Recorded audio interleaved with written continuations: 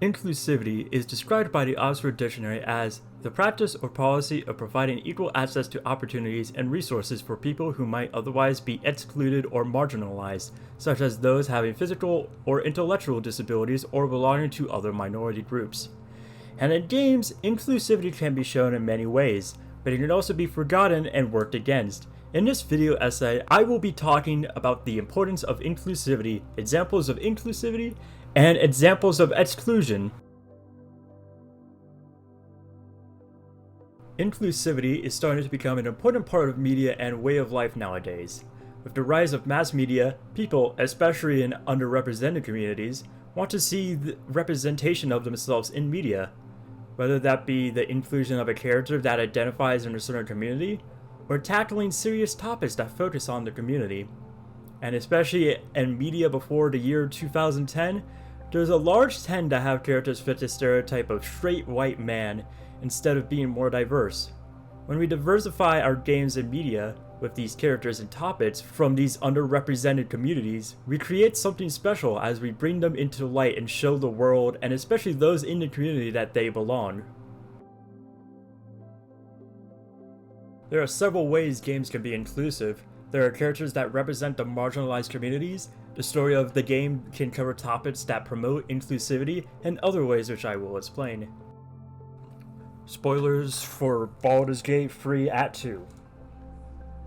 The first example of inclusivity in games I will talk about is Baldur's Gate 3, with characters Isabel and the Night Song. Isabel is a character in Act 2 that you meet that wants to take down the Absolute, and in talking with her, she seems like every other character that you can interact with in Baldur's Gate 3, as in not really showing off their relationship / sexuality in one way or another.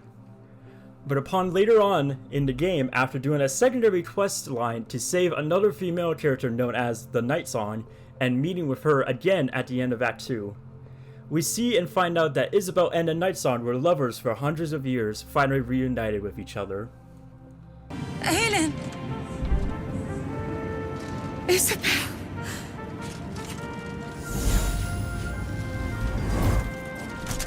My love! You are dead! I saw your body! I'm here. And so are you. And my father, he can't hurt us any longer. I dreamt every night that you'd come back to me. But somehow it was all a nightmare Dawn would undo. I had no dreams at all. Nothing but darkness. And when I woke, my father said you were dead. His soul was poisoned by the god of death. His sick devotion ruined him. But for all his sins, he brought you back to me. Are you all right? I will be. And you? In this moment, I want for nothing.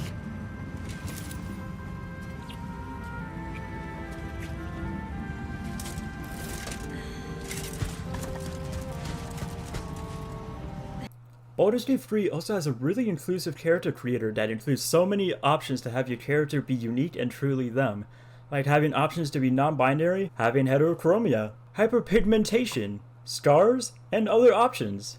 This inclusivity of LGBTQ plus characters and options in Baldur's Gate 3 is really good, and it shows that we matter and exist in our world.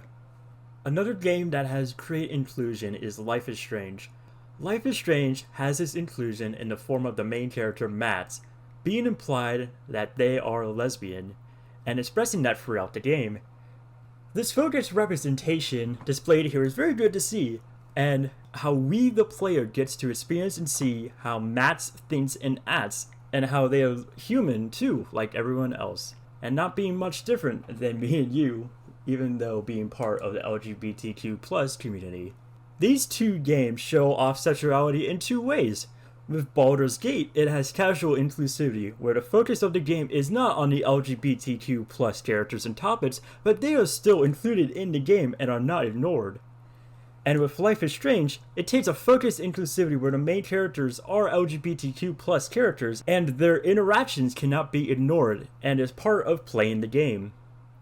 Now that we have explored the inclusive side of games, let's now explore the opposite side of it and... Now for a time now, certain groups have either been excluded or stereotyped in games and media. When this happens, it can leave a bad taste in the players' mouths or make it so that players who respect the groups that were excluded do not play the game.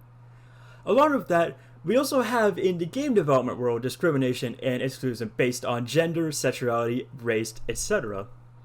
One example of that happening was back in 2019 when Riot Games settled a lawsuit that claimed that they did not give equal pay to women in the workplace, and that they fostered a hostile and sexist environment at the company.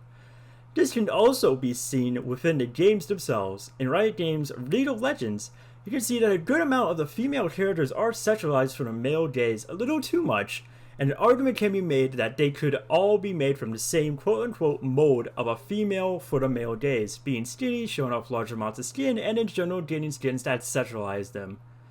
Though I will note that Riot Games have gotten so much better about their inclusivity and characters in the game since 2020. That example shows that even behind the game, on the creative side, there is still work to be done for inclusion for everyone. In conclusion, inclusivity is something we need in games.